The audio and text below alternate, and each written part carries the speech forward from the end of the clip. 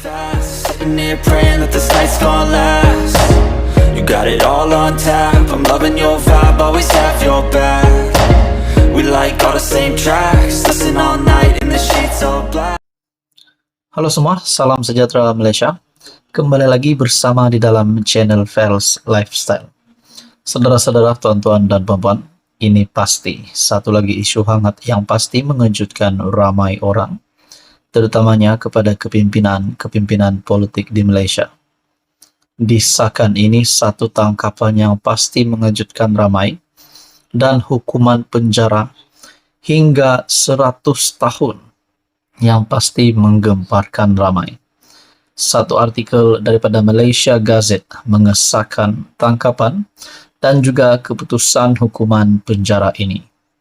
Artikel daripada Malaysia Gazette, rogol anak libas isteri dengan parang, buruh berdepan hukuman 104 tahun penjara. Artikel pada 16 Februari. Seorang buruh berdepan hukuman 104 tahun penjara di Mahkamah Session Ayer Keroh hari ini atas pertuduhan merogol anak kandungnya, amang seksual fizikal, ugut bunuh dan melibas parang terhadap istrinya tahun lalu. Tertuduh berusia 38 tahun bagaimanapun mengaku tidak bersalah. Sebaik semua 6 pertuduhan dibacakan jurubahasa di hadapan Hakim Azhara Orni Abdul Rahman. Mengikut 2 pertuduhan, tertuduh didakwa telah merogol anak perempuannya berumur 15 tahun yang menjadi kesalahan di bawah Seksyen 376 dalam kurungan 3 Kanun Keseksaan. Sabit kesalahan boleh dipenjara tidak kurang 8 tahun dan tidak lebih 30 tahun dan boleh juga dikenakan tidak kurang 10 sebatan. Tertuduh turut didakwa melakukan amang seksual fizikal terhadap kanak-kanak sama yang menjadi kesalahan mengikut Seksyen 14 dalam kurungan E Akta Kesalahan-Kesalahan Seksual terhadap Kanak-kanak EKS 3 2017. Kesalahan itu memperuntukkan hukuman penjara tidak kurang 20 tahun dan boleh disebat. Bapa kepada 2 anak itu juga berdepan pertuduhan melibas istrinya berusia 36 tahun dengan sebilah parang sehingga menyebabkan cedera di lengan kiri.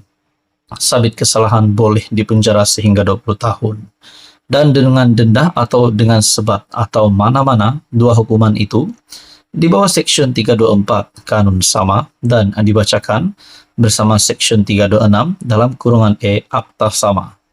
Bagi pertuduhan berikut, lelaki didakwa telah melakukan ugutan jenayah terhadap istrinya dan 2 anak kandungnya berusia 16 dan 18 tahun dengan maksud mengacukan sebilah parang.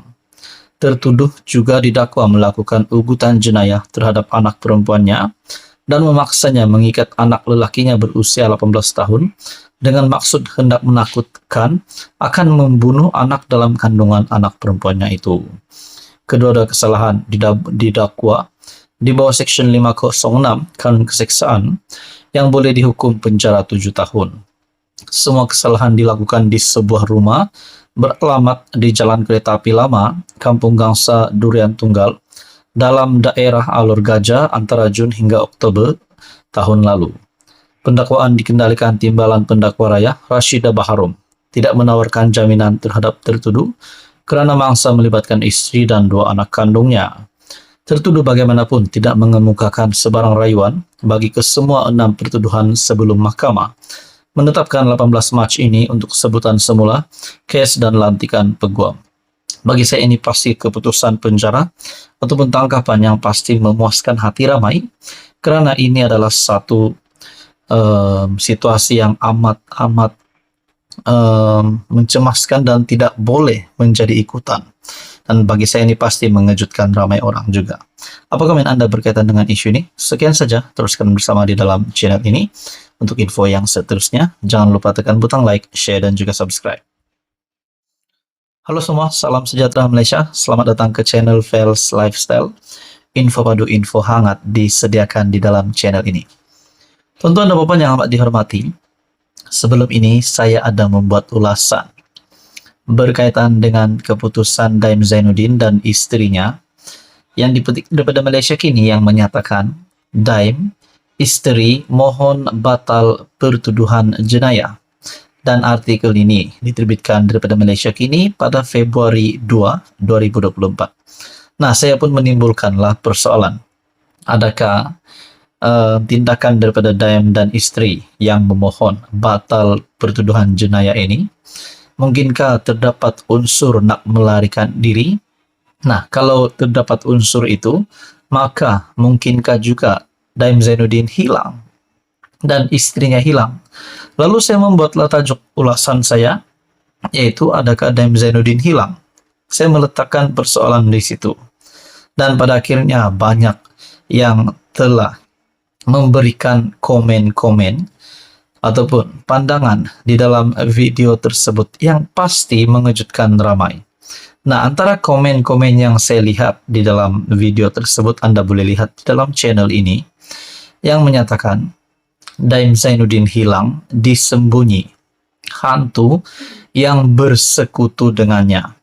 Iblis emang suka dan menolong siapa yang suka makan rasuah. Nah, itu menurut komen daripada salah seorang viewers daripada channel ini. Terdapat 4 komen di sini. Manakala komen yang seterusnya, ada yang berkata mungkin Depa berehat seketika di planet Pluto milik orang tua itu. Wow, ini mungkin satu sindiran agaknya. Nah, ini satu komen yang menarik minat saya, menarik perhatian saya untuk saya kongsikan di dalam video ini. Nah, teman-teman dan bapak yang mendengar ataupun yang menonton video ini sekarang, Anda boleh komen selepas saya membacakan Anda komen ini yang menyatakan, hilang, kau ni cakap biar terang, hilangkan diri atau hilang disebab mati. Cakap biar betul-betul katanya. Nah, di sini saya akan menjawab persoalan. Mungkin ada yang bertanya juga berkaitan dengan ulasan itu, Daim Zainuddin hilang.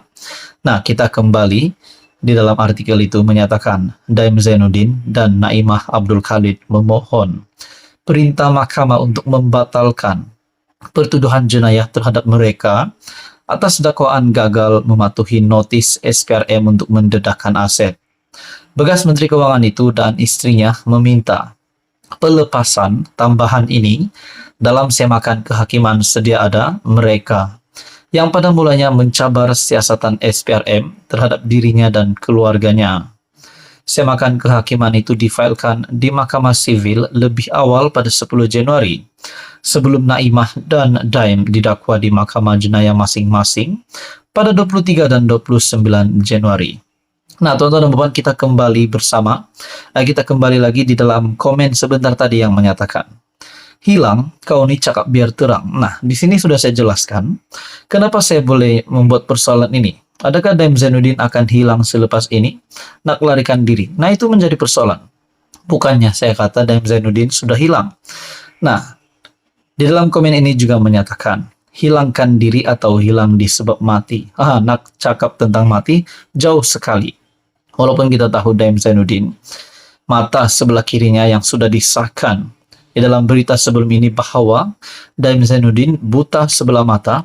Dan kita dapat lihat juga gambar yang viral yang sudah tersebar di media sosial menampakkan Daim Zainuddin dalam keadaan yang memilukan menaiki kerusi roda. Tetapi untuk berkata Daim Zainuddin sudah meninggal itu jauh sekali. Apapun kita berdoa supaya Daim Zainuddin akan baik-baik saja, akan sihat walafiat. Nah, saudara-saudara, berkaitan dengan isu ini, apa komen Anda? Anda boleh lihat di dalam video daripada channel ini yang saya sudah buat ulasan sebelum ini berkaitan dengan isu Daim, istri mohon batal pertuduhan jenayah. Apa komen Anda? Sekian saja, teruskan bersama di dalam channel ini untuk info yang seterusnya.